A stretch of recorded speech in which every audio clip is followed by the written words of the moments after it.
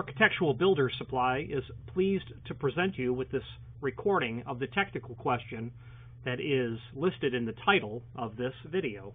This call may be monitored and recorded for quality assurance. And I was hoping maybe you guys can help me solve a problem that I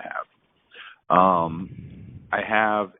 I'm building double doors out of steel for this house, and the person wants to have on it a hidden catch, like a latch, that doesn't require the use of like a handle or whatever to open the door or to close the door. Do you guys sell anything like that? We sell touch latches, but how heavy will this door be? I'm gonna guess it's probably gonna be maybe around like 100 to 150 pounds.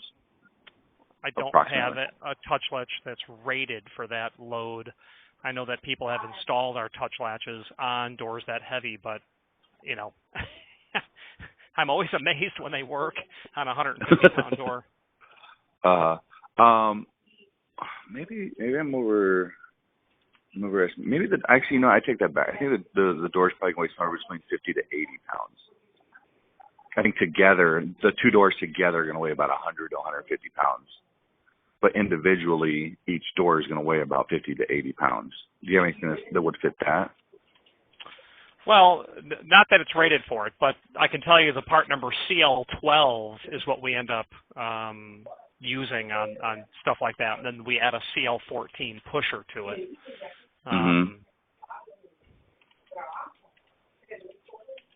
So if you searched CL12, you'll find that one touch latch. Yeah, that's actually where I got your guys' phone number. ICL12. Yeah, I was watching your YouTube review of it or whatever. So how does that get installed? Is it like, does it go inside the door or is it visible from the outside? How does that go?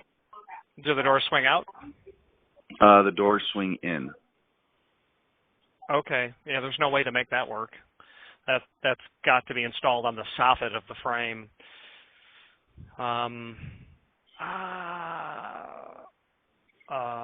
So the doors swing in.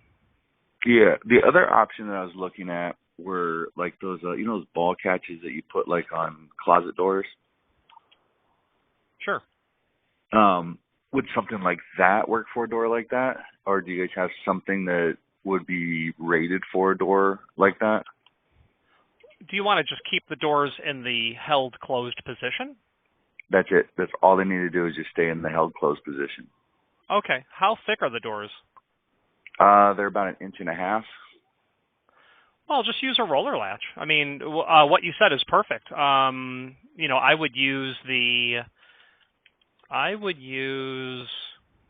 I'm going to get you a part number. Okay.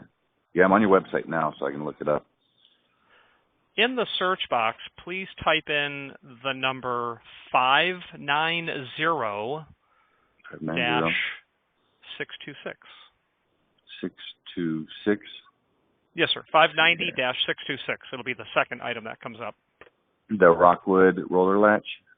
Yeah.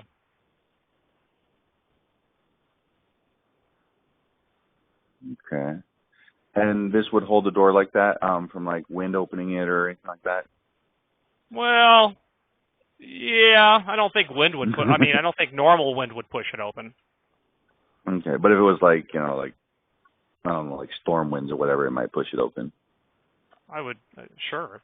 Yeah, it'll flip a boat. Yeah.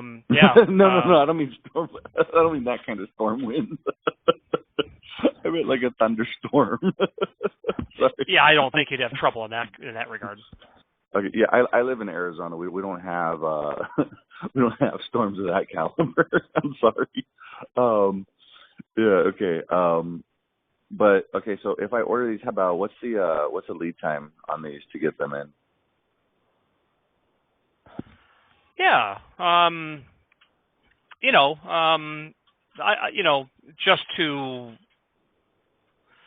I just want to say before I forget, you have to make sure. What's the header made of? It's gonna be made of steel. Okay, so yeah, you'd have to be able to prep the door for that stuff. I can talk to you about how to do that. To prep the door and header for those roller latches. I'm sorry. I think I missed the question though? How long does it take for these things to come in when I order them? Forgive me. So of that 592 and a 626. 590, is that what I said? 590? Yeah, the 590, 626. I've got 7 of them on the shelf. They would ship, same next day, that kind of thing. Okay, and you guys are located in Pennsylvania? No, Southern Florida. Less snow. Okay. Oh, it says. Okay. The factory. I was just looking at the. Okay, yeah, because I was looking at things that said this item's located in Pennsylvania. Yeah. Okay. All right. Yeah, that's why when someone says wins to us, it's all relative. Yeah, I was like, wait a minute, you guys are in Pennsylvania. I was like, the winds there aren't that bad. Usually not that bad. No. But Florida, yeah, I kind of get that now. Yeah. All right. Now, do these come in like any other colors, or is this pretty much the only color that I can get it in? Yes to the former. What finish do you want? Kind of looking for like a brown, maybe a bronze, something like that. So I would change the part number from the -626 to -612. That would be satin bronze. And then a 613 would be oil rubbed bronze. So you can get it either in a traditional classic satin bronze or that dark oil rubbed. Okay. Unfortunately, it doesn't give me the color here. It just shows me the same. On the 612, it's the same generic image. If you were to Google the term, finish 612, you'll see copious examples of it. But the 613 shows the actual item. Okay, yeah, I'm pulling it up right now. And satin oxidized bronze equivalent. What's that? You don't want that one. You want the first one. You don't want the 613E. You want the second item that comes up. Okay. You might want the third item. That's a powder coated version of dark bronze. Oh, that might work because we're powder coating the door. Yeah. Well, I mean the finish may not match. So what are the doors made of? They're made out of steel, just like 16 gauge but steel. What's the core? There is no core. I'm intrigued. Tell me more. Okay, so tell me about the construction of your door. You have a couple of pans. You're going to weld them together. No, okay. So what it is I'm a welder, and I have a customer that asked for a arch type door on the top, and we're making them out of rectangular tube, the 16 gauge, and it's 1.5 by 2 inch. The 2 inch is going to be the face. And so the door is basically hollow, and it's going to have like scrolls and stuff put inside it, and then the back of it is going to be like a mesh screen. I understand. I obviously see doors like that all the time. People have really cool. They're not, sometimes they're used like as a storm door principle. Sometimes they're the entry doors. That's basically what this is. The guy's having these storm doors. They're basically storm doors, but he's having these big ornate ones built to basically enclose like this massive opening that he has bats living in. Yeah. So the problem that I just want to throw out the obvious concern is with an arched top. I don't think that roller latch is going to work real well in an arched header scenario. Right. I was thinking of putting him on the basically where the two doors come together. How are you going to secure the inactive door? With bolts. Surface bolts or flush bolts? Yeah. Okay. So how are you going to lock the door? He has a deadbolt on it. But this is what he wants to do. He has these really ornate handles that he's putting on the door, but they don't have latches, and he doesn't want to add an additional latch setup to take away from the door. But he wants to be able to have it locked with a pin pad, so that way the Amazon delivery driver can put in a code and then just put the package inside it and secure the door.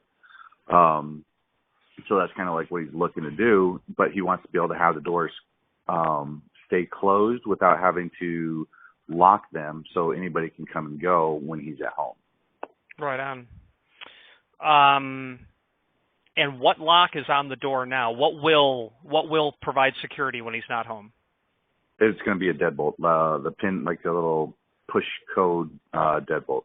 Electronic deadbolt. And the electronic deadbolt is going to fit on your 2-inch wide tube? Yeah. Well, what we're going to do is we're going to put in there's a, box. you know, like little box that you can get. Yeah. So that's going to go in there. A gate box. Okay, cool. So, I mean, if you have another idea that might work, I'm open. Yeah. So, I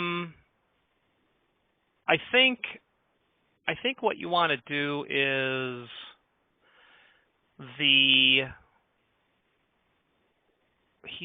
so that deadbolt is going to be retracted during business hours, so to speak, but nothing will keep it in the latch position. Okay. So, and the doors swing in. So, adding a roller latch would certainly keep that door in the closed position. I would, since you're going to be adding that to that door, the inactive door, since you're going to be cutting the door, both the doors anyway, you could probably add flush bolts, manual flush bolts to the edge of the door so those are concealed and not use anything surface mounted. And that part number would be 555 dash whatever color you're going with, 613 or 613E. Well, let me pull that up. All right. 555 dash, we'll go with the 613. Yeah. Okay. And that would be the second item as well. All right. And how long are these things? So that rod would give you 12-inch from the top of the door to the center of the faceplate, but that rod can be swapped. Absolutely. It's this quarter 20T rod, so we can do whatever length you want. You know, you want a 36-inch rod. How tall are the doors? 9 feet. Okay, so yeah, you're realistically what you'll want to do is order that bolt and then go to Home Depot and get a 72-inch quarter 20 threaded rod and just cut it back. Is what you'd want to do. Or I can just ship you a 48-inch, but a piece of threaded rod is $7. The freight's going to be $18. So if you're in the home ammo dump, you could just pick that up. Yeah, makes sense. So that would be snazzy. The inactive would be secured in a concealed fashion. You could add that roller latch. It's a very common thing that people are doing nowadays, where they're incorporating roller latches. Before. Yeah, big giant pulls. There is no integration of electronic deadbolt, so you'll have that going for you. The header, you're just going to drill a hole because the strike, unless you can kind of get that over something and then, get it over something that's radiused and then bend it to the, degree that you want, or the radii that you want. Put the hole. Yeah, just put the hole. And then at the bottom, I would suggest when putting there, and then you would add what we call a dust-proof strike, if you wanted. I'm just going to give you the part number for that, so you had a clean look at the bottom. Let me pull that up too, because I like that idea. Yeah, so that part number is 570-613. Oh, wait a minute. Is it 613? It is. Yes, sir. 570-613. And that has a faceplate on it that you can unthread, and you can just secure it down that way, or you can put it down with the rectangular faceplate. Okay. Yeah, I see that there. Okay. Now, as far as holding the doors together, if I put these flush mount bolts inside there, I don't even know what it's called now, that rolling latch thing. Roller latch, yeah. Yeah, I'd have to basically drop that lower into the door, right, so it doesn't interfere with the definitely below. No. I mean, you could put the roller latch into the active door, and then the strike you should be able to fit. Depending, I think the back set of the rod and the flush bolt's about 3/4 inch, so technically you should have enough room there. That makes sense. Okay. But I I think you need to plan on 2 roller latches. And I say that because I've done this in the past, and I've had feedback where some people are like, yeah, I really feel like I should add a second one because I've got the projection all the way thrown out, and I really think, so consider just doing 2 right out of the box because of the weight of your doors, and I think they're going to be way greater than I think they're going to be heavy suckers. How much force does it take for a person to push this open?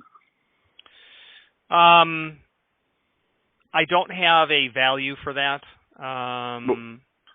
Well, if I have like a 5 foot, 90-pound woman or whatever, she can be able to open this thing? Yes. Okay. Yes. My problem is I don't have an installation. I've got a force gauge. I don't have an installation where I can test it on. That's a great question. But they're used in commercial settings, residential settings, and I've not had anyone say, my grandmother couldn't open that door.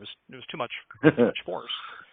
Yeah, no, it's just that the reason I ask is the people that have this door, they're heavy set, so they're not going to have an issue opening this thing. But they live in kind of an affluent area where, people are like, the vegan types and, they don't like to put on weight and all this other stuff. So some of their friends may fit that category. And I don't want to get a phone call, a month down the road saying, hey, my friend came by and she couldn't open the door.